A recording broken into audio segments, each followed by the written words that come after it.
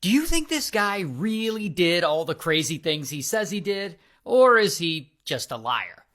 So the guy's name is Aubrey, and Aubrey is 41 when this story starts, and he's living in Georgia, and the guy does a lot. He's a minister of a local church, he's also an investment banker at an investment firm, but then one day in 2008, he decides he's done working for other people. He wants to go into business for himself. So he starts his own investment firm, and he turns to his church to find investors.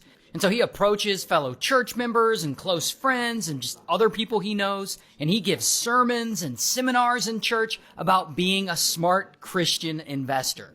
And he tells people that they can trust him with their money. And of course, they believe him. I mean, why wouldn't they? He's their minister. I mean, he's the guy they should be able to trust.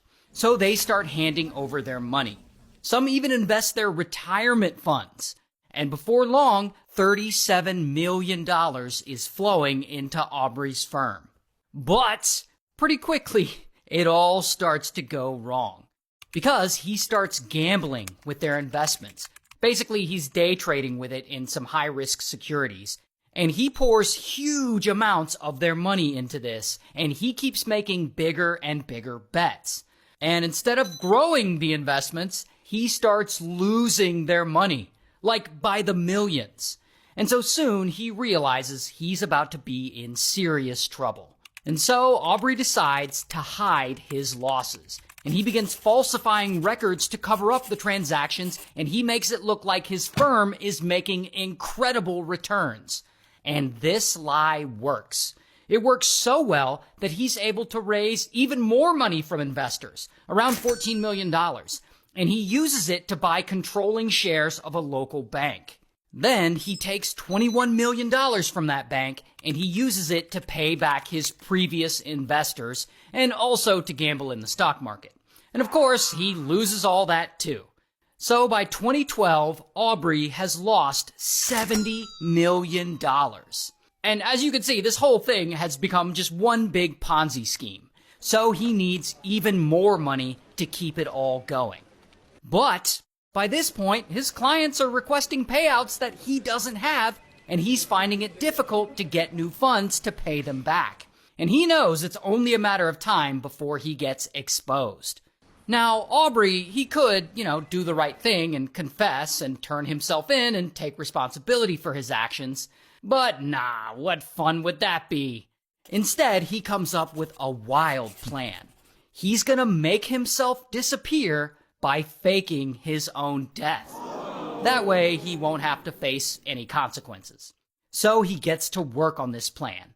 One day, that same year, he writes a 25-page suicide letter to his investors and to his own wife and kids. And in this letter, he admits that he lost all their money investing, and he says he's depressed and overwhelmed with guilt, and that he's planning on unaliving himself by taking a high-speed ferry boat out to the ocean, and I guess when no one is looking, he's gonna jump from it. Then he goes and he gets on a ferry, so that there's public record of him being there. But of course, he never jumps. Instead, he secretly leaves the ferry when it docks in Fort Myers, Florida. Then he takes a bus all the way down to the southern border, and he walks across the border into Mexico. And from there, he immediately catches some long-distance buses, and he travels further south into Central and South America.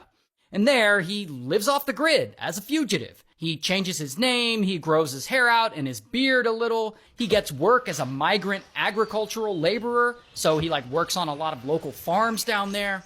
Meanwhile, everyone back home in Georgia believes this letter that he wrote. They think he unalived himself out in the middle of the ocean. And the Coast Guard comes out and they do a full official search for his body, but they don't find anything. So they assume that he disappeared into the water. So as time passes, people just accept that he died. His parents, his own wife and kids, they all believe he's dead because he didn't tell them what his real plan was. And so eventually his wife ends up filing paperwork and a Florida judge officially declares him dead. And so now that the official breadwinner in the family's gone and he admitted to committing fraud, the feds freeze all of his assets. And so his wife and kids are now broke and in financial ruin. as he had always been their main source of income. So now his 3 young teenage kids have to get jobs to help mom pay for food and rent. It's actually kind of sad. Here's the thing though. Not everyone is convinced that Aubrey's dead. Specifically, the FBI. See, the FBI, they've dealt with this kind of thing before. I mean, this guy gets into massive financial debt and then he suddenly just disappears? Yeah, they think he might be on the run. So they keep his case open. They even offer a $20,000 reward for information leading to his arrest. Here's his wanted poster. And so for now, no useful information comes in. Meanwhile, south of the border, Aubrey gets a gig working for some Latin American drug kingpin as a bagman and as a drug runner, mostly for cocaine. And while he's traveling around Latin America, he also gets a job as an underground cage fighter and as a bodyguard for prostitutes, aka a pimp. Now, him being a cage fighter and a pimp and whatnot, that's all from his retelling of the story. There's no actual proof that he did any of that stuff. And, since he's a con man, there's a chance that, he's probably bullshitting. Regardless, in 2013, he's entirely broke, living in poverty and pretty exhausted from working manual farm labor all the time. And he decides it's time to return back to the United States. So he crosses the border and he heads to Citra, Florida.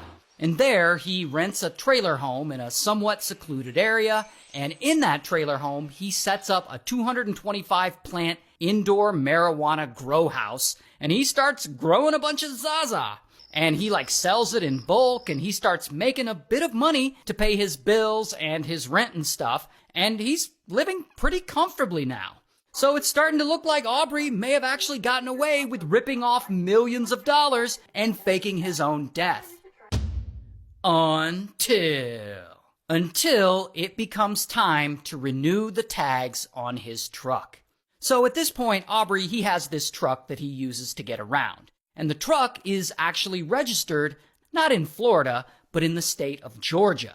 Now, he doesn't want to re-register the truck in Florida because that may tip someone off that he's a fugitive. So he decides to drive back to Georgia to renew his tags. So he drives from Florida all the way up to Georgia. Now, this truck also happens to have some pretty dark tinted windows.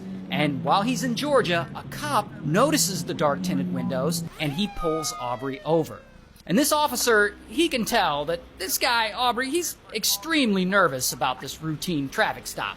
So he has Aubrey get out of the truck, and he searches him, and he finds a second driver's license with a completely different name on it.